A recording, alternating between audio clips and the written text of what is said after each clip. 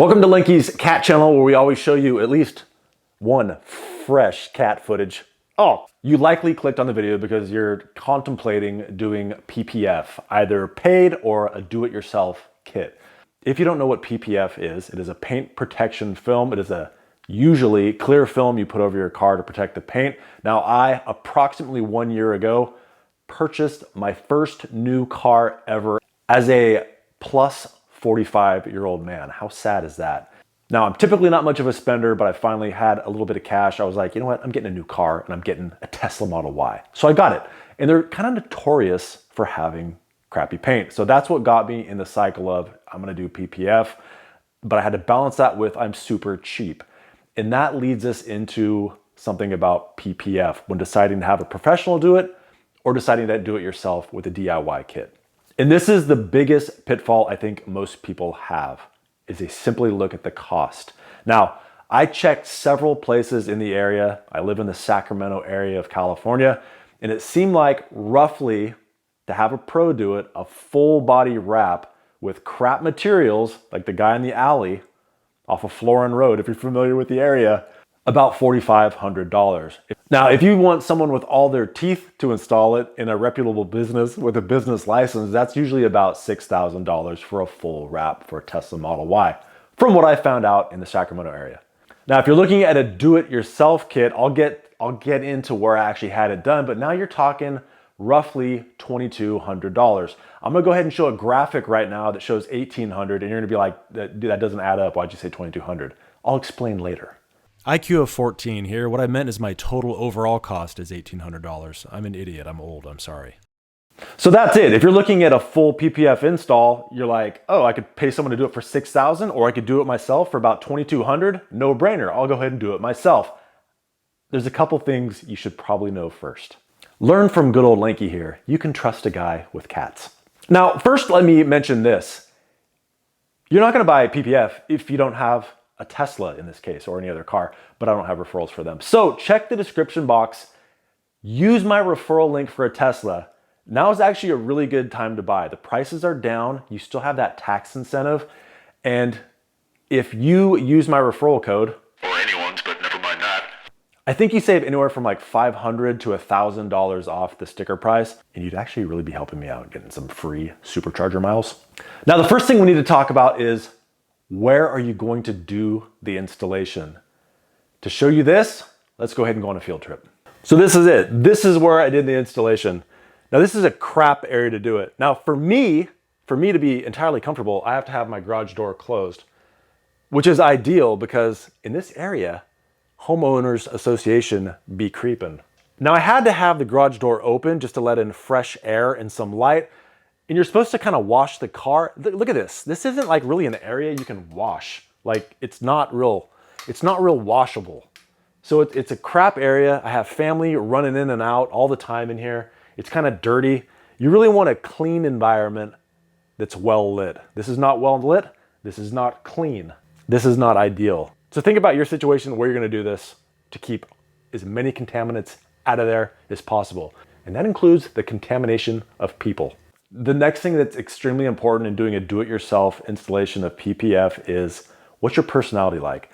Are you someone that likes challenges, likes working with your hands, likes learning new things, can follow instructions? All that is super important. Let me show you something here. This is unscripted. Not this part, the whole video. So check out the floor here. See those floors? They look pretty fine, pretty fresh, pretty good, right?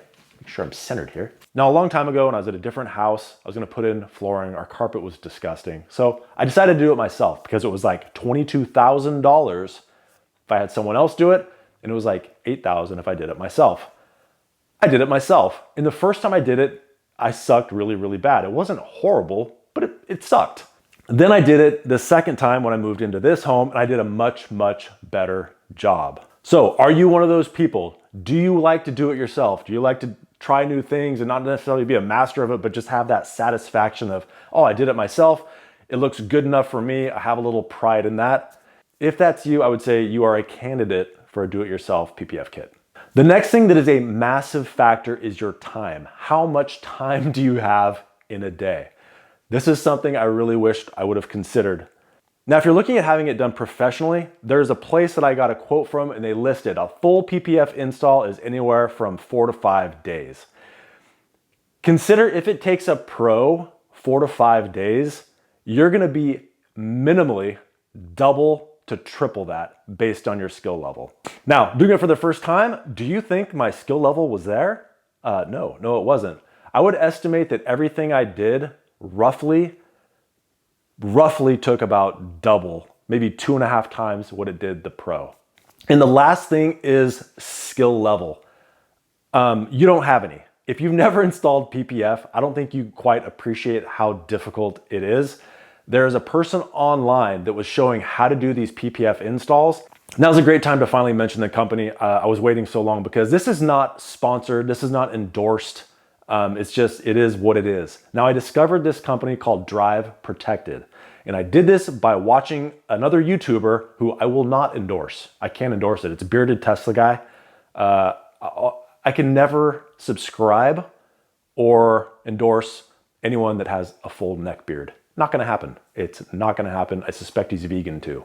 So he, in his video, mentioned this, and he also has a discount code for 20% off. So I started looking at Drive Protected, started watching some of the free videos of how they do all these installations, and there's a guy there named Eric. Eric is the Canadian golden goose. He's phenomenal. If he ever gets really, really angry, which I highly doubt, he still says please and thank you. That's the kind of guy Eric is. And like any pro, Eric makes what he does look incredibly simple. Now, I read and watched every instructional video. I felt like I followed everything perfectly to a T. I don't think I was being honest with myself in hindsight, but I felt like I did my due diligence, watched all the videos prior to doing them, and while installing the PPF myself, I discovered the Mike Tyson quote to be very true. Everyone has a plan until they get punched in the face. I had full-on panic. Let me talk to you about my installation myself. So first thing is they say do the hood. The hood is super easy. Just do the hood. It's flat, it's big, no sweat. I peel off the hood piece, and immediately as I'm holding it up and walking towards my car, the whole PPF folds over on itself and sticks. Pretty much the entire thing. I was done with it. I was rocking back and forth in the shower crying. I was very upset because that piece alone is a couple $100. So I happened to get an email from Drive Protected. It's like, hey, how's that install going? You guys going good, eh? It's a Canadian company. The email smells lightly of maple syrup, of course. And I happen to be in a mood where I'm like, you know what? It's actually going complete shit. So I get an email back. I'm sorry to hear that. What can we do to help? I explained it and he said, you know what? We'll send you out another one, no problem. So they shipped out another full hood. No charge. That arrives about a week later, so I give it another shot. And this time it goes on much more smoothly because I actually get it on the hood. And I feel like I did a pretty good job. In hindsight, I did a crappy job, but in my head, I did a pretty good job. So next I do the front fenders. I actually screwed up on the front fender as well. Again, Eric sent me out another one, completely free of charge. I finally get those installed. They're actually really easy, but it was another unfurling of the PPF film that's much more difficult than it should be. Next up, I do the doors. The doors I actually bang out no problem. With the exception of one thing, and that goes back to what I said about keeping your area contamination free. I got a red hair stuck in there. Now, no one in my family has red hair. You know who does have red hair? Eric from Drive Protected.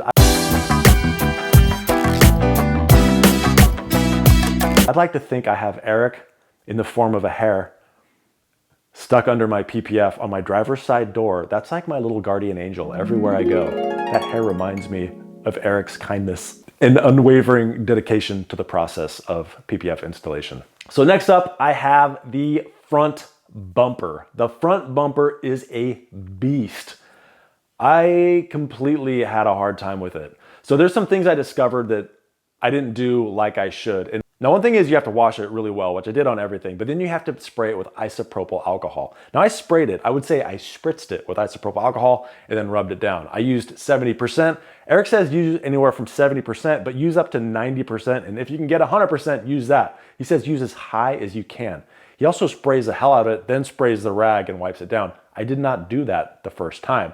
So when I was trying to stretch the entire PPF over, it would keep sliding back. Then I'd try to stretch it again, and it would slide back. In Eric's video, he sprays the tack solution, pulls it in place, squeegees it, and it stays. Mine never did that. And that's where I started panicking, and that's where other spots of the car started sticking. The PPF, it took way too long. And when I was starting to pull a specific segment near the bumper and the light, it actually tore right in that spot. So all the work I did for several hours of pushing and pulling and squeegeeing, all of that was lost. I had to pull it off.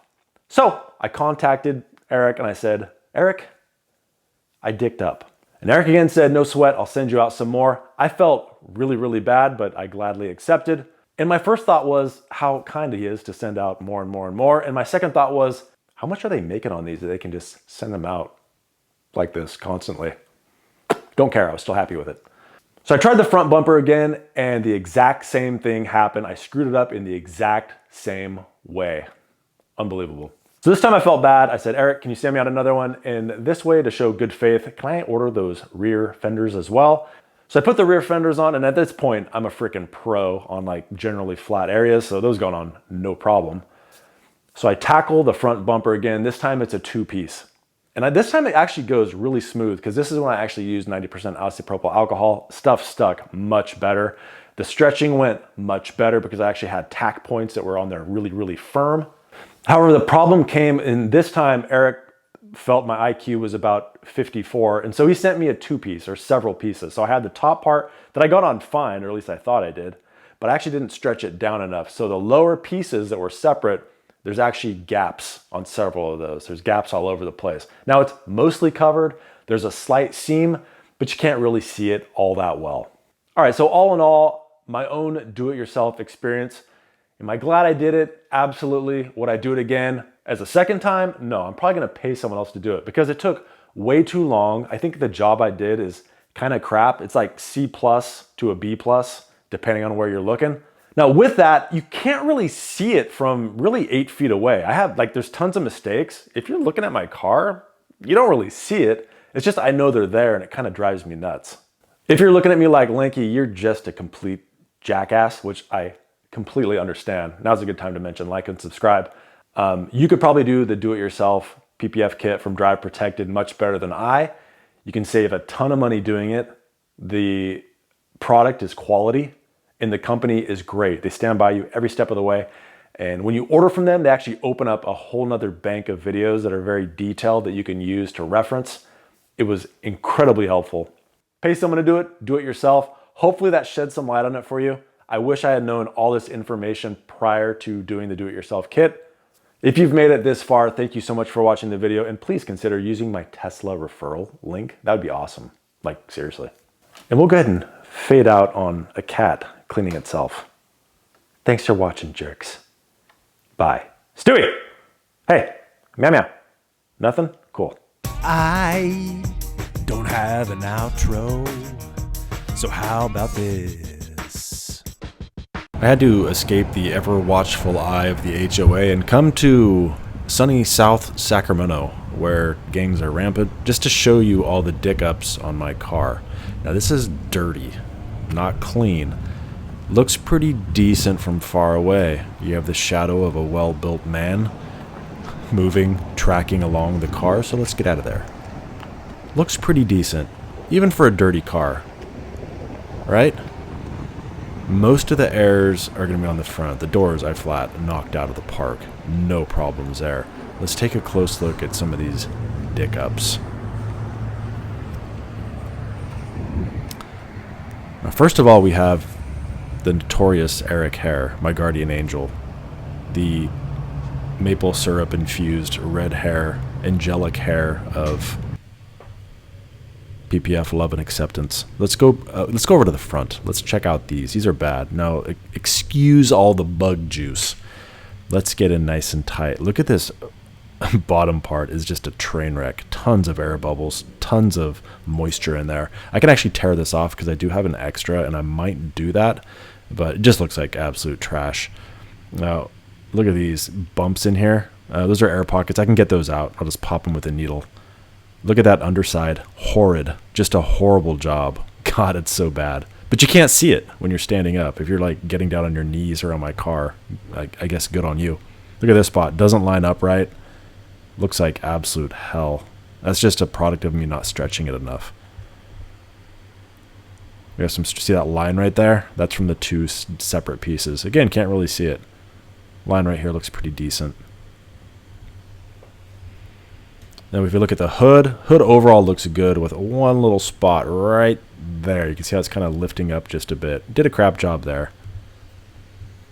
Again, can't see it from 5 to 8 feet away. Let's go ahead and go to the back. Now there's a massive mess up back here. This actually irks me. It's the back bumper. Didn't discuss this in the video. Holes not lined up great. That's not as bad as what I'm about to show you. Little stretch marks there. As it, yeah, it just looks bad. Again, a well-built man in the reflection. Look at this crappiness. Oh my God. The fingers were so bad there. I couldn't, let me get the light right. I couldn't quite get it right, but oh my God, that's horrible. I would love to redo that. From afar, can't see it. Doubt anything is going to hit it, so I'll probably just let it go as is. Unless if Eric wants to redo this with the matte finish, I will allow him to do that as a gift from me to him. You may redo this with a matte finish, Eric. I'll drive it to you. But you should probably come to me. It's easier. You can do it in my garage. Air bubbles, I'll pop these like an adolescent zit. But I saved a ton of money. In my mind, good enough. Right here we have a spot. I didn't get it down enough. You can see how it's slightly peeling up. It's slightly yellowing. I could actually cut that and peel it off. Will I? Probably not, but that's another issue that kind of drives me nuts. That's it. That's all the warts. That's the ugliness. Hope you enjoyed the video. Like and subscribe, jerks. Bye.